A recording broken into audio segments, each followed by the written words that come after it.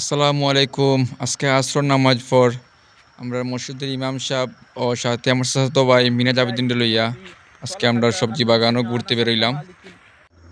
এগুলো আমরা লাল শাক ক্ষেত, খুব সুন্দর হয়েছে মাশাল্লাহ।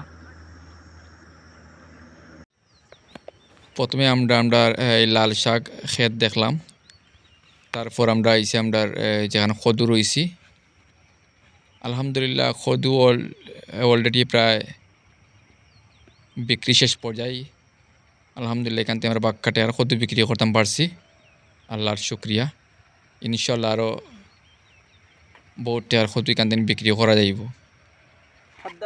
আপনারও আপনার যদি এভাবে খালি আঙ্গিনা থাকে, জায়গা জমি খালি থাকে, ইনশাআল্লাহ সবজি চাষ করুক। আমরা খদু ক্ষেত্রর পাশে আমরা গ্রামের চাষায় কেন আলু চাষ করা, তারা আসলে খুব পরিশ্রমী মানুষ।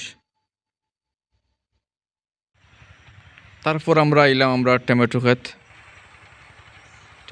দেখার জন্য। আলহামদুলিল্লাহ এখানে এইবার ফসল বাম্পার হয়েছে মাশাআল্লাহ, বালাই ফুল হয়ে আসছে। আলহামদুলিল্লাহ আলহামদুলিল্লাহ। এদিকে দেখতে দেখতে আজকে আমার কোয়েল পাখির বয়স 9 দিন। আলহামদুলিল্লাহ সুস্থ আছে।